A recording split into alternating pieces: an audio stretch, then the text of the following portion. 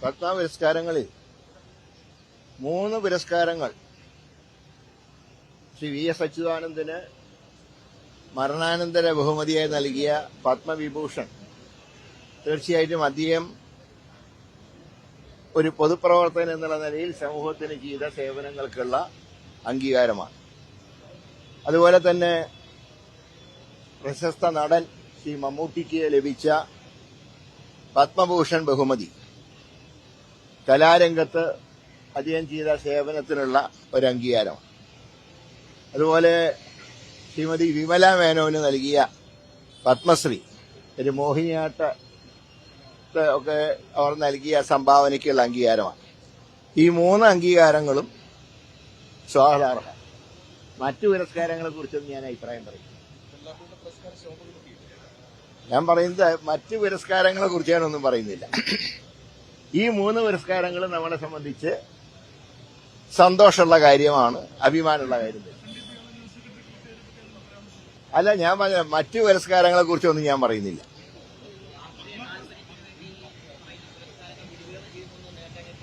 തീർച്ചയായിട്ടും പത്മ പുരസ്കാരങ്ങൾ ഒരിക്കലും രാഷ്ട്രീയ നേട്ടത്തിന് വിനിയോഗിക്കാൻ പാടില്ല.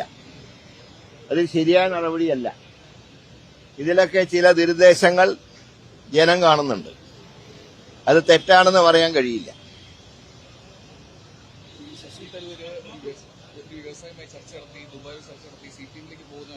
ഒരു കാര്യം ഞാൻ പറയാം.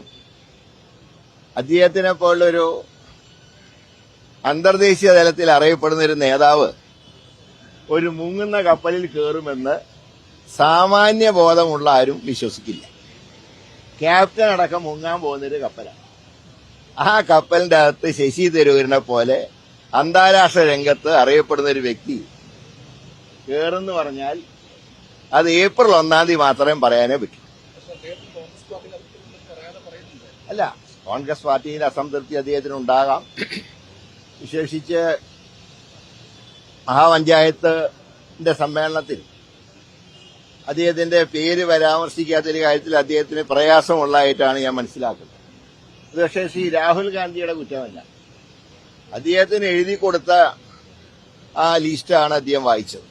അതല്ലാതെ ശ്രീ ശശി തരൂരിനെ മനഃപൂർവ്വം ഒഴിവാക്കാൻ ഒരിക്കലും രാഹുൽ ഗാന്ധി ശ്രമിച്ചിട്ടില്ല. പക്ഷെ അദ്ദേഹത്തിനെ പോലത്തെ ഒരു നേതാവിന് ഇങ്ങനെ പ്രയാസമുണ്ടായത് തീർച്ചയായിട്ടും പാർട്ടി അതിൻ്റേതായിട്ടുള്ള ഗൗരവത്തിൽ കാണുന്നുണ്ട്.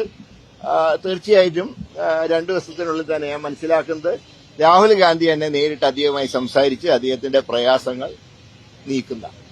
അപ്പോൾ സ്വാഭാവികമായിട്ടും അതൊരു ഫുൾ ടൈം രാഷ്ട്രീയക്കാരനല്ലാത്തതുകൊണ്ട് ഇതുപോലത്തെ സംഭവങ്ങളൊക്കെ അദ്ദേഹത്തിന് വല്ലാത്തൊരു വേദനിപ്പിക്കും. ഇപ്പൊ ഞങ്ങൾക്കൊക്കെയാണെങ്കിൽ ഇതൊന്നും ഒരു പ്രശ്നമല്ല. ഇപ്പൊ തന്നെ ഡൽഹിയിൽ ചർച്ചയ്ക്ക് പോയപ്പോൾ ഞങ്ങളെയൊക്കെ ഒഴിവാക്കി. ഞങ്ങളൊന്നും പരാതി പറഞ്ഞില്ലല്ലോ. കാരണം പാർട്ടി ഒരു യുദ്ധമുഖത്ത് നിൽക്കുന്ന സമയത്ത് ഇതുപോലത്തെ വിഷയങ്ങൾ ചർച്ച ചെയ്യേണ്ടതല്ല എന്നുള്ളത് കൊണ്ടാണ് ഞങ്ങളൊന്നും പ്രതികരിക്കാതിരുന്നത്. അപ്പൊ പാർട്ടി ഒറ്റക്കെട്ടായി നീങ്ങണം, ഇലക്ഷൻ ജയിക്കണം. ആ ലക്ഷ്യത്തിലാണ് പാർട്ടി പോകുന്നത്. അപ്പൊ അതിൽ തീർച്ചയായിട്ടും ശ്രീ ശശി തരൂര് ഞങ്ങളോടൊപ്പം ഉണ്ടാകും. പാർട്ടിയുടെ വിജയത്തിന് പ്രത്യേകിച്ച് തിരുവനന്തപുരത്ത് അദ്ദേഹത്തിന്റെ സേവനം അത്യാവശ്യമാണ്. അല്ല, ഞാൻ ഇതിനെക്കുറിച്ച് കൂടുതൽ പറയുന്നില്ല. ഇപ്പൊ ഒരു ഇലക്ഷൻ ടൈമാണല്ലോ. അപ്പൊ അതുപോലത്തെ വിഷയങ്ങൾ ചർച്ച ചെയ്യേണ്ട സമയമല്ല.